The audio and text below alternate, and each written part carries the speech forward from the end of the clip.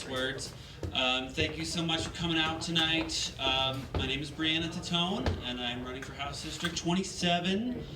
For those who don't know where that is, that's Arvada, west of Wadsworth, between Stanley Lake and I-70. So it's a pretty big district, covers pretty much the city of Arvada, west of Wadsworth.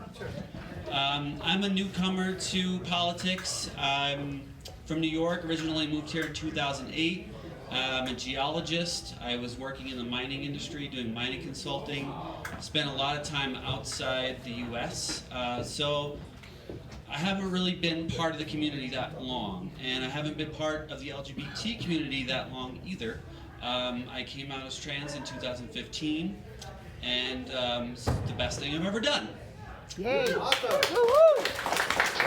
Because now I have the confidence that I would have had before if I could just be myself, and I am. And I appreciate the community, because it's the community that really helped me be able to come out.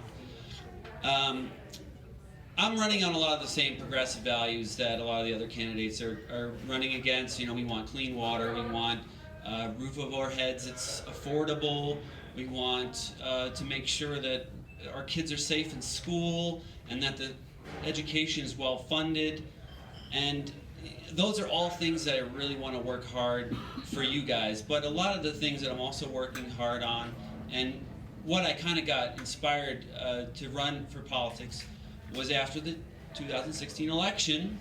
I was pretty upset, and I went to the Women's March, and I was at the Women's March, and then I was at the Muslim ban rally, and then I was at Lobby Day, and I've been continuing to be part of the solution. I joined up with the Jefferson County Democrats LGBTQ caucus. I'm the secretary treasurer there. I'm also a captain at large in the Democratic Party of Jefferson County, and I'm also a PCP in my precinct. So I also am the Homeowners Association president, and I'm also a member of NecroSearch International, which is a group of interdisciplinary scientists that help law enforcement find clandestine graves. Talk to me after. But I've been a volunteer since high school. I was a volunteer firefighter when I was in high school and in college.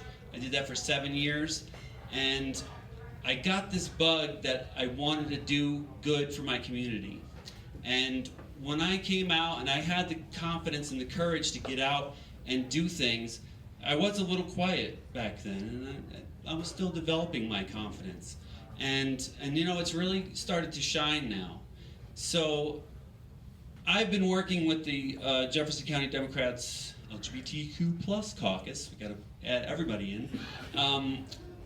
When I joined up with them in February of last year, we had just gotten back from Lobby Day, and the bill wasn't doing so well. It had failed again in the committee.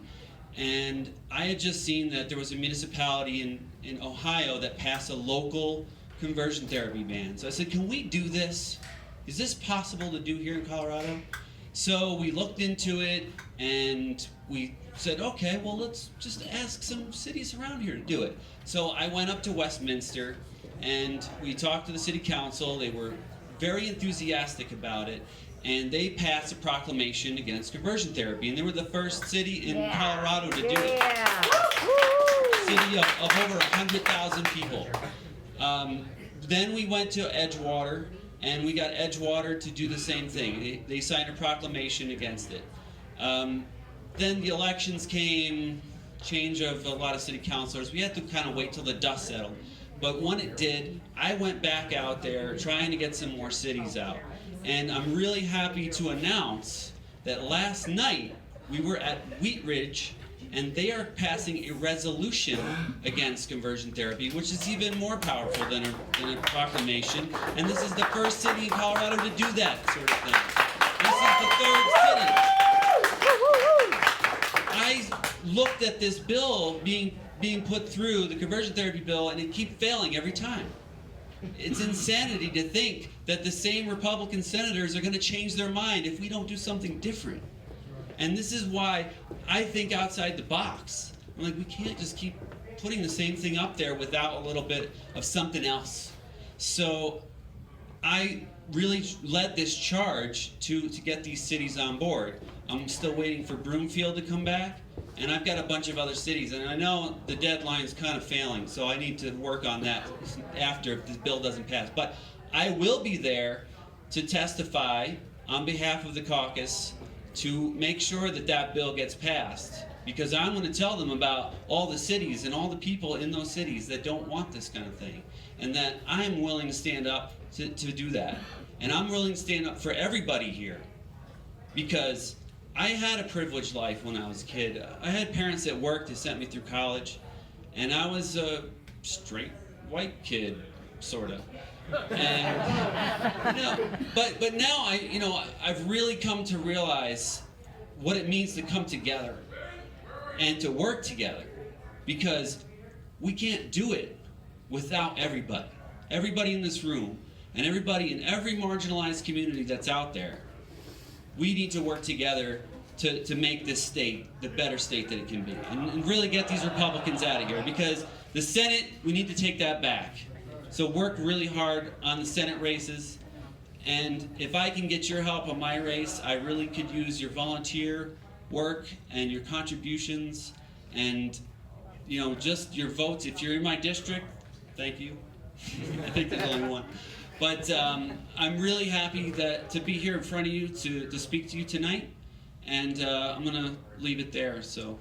Thank you.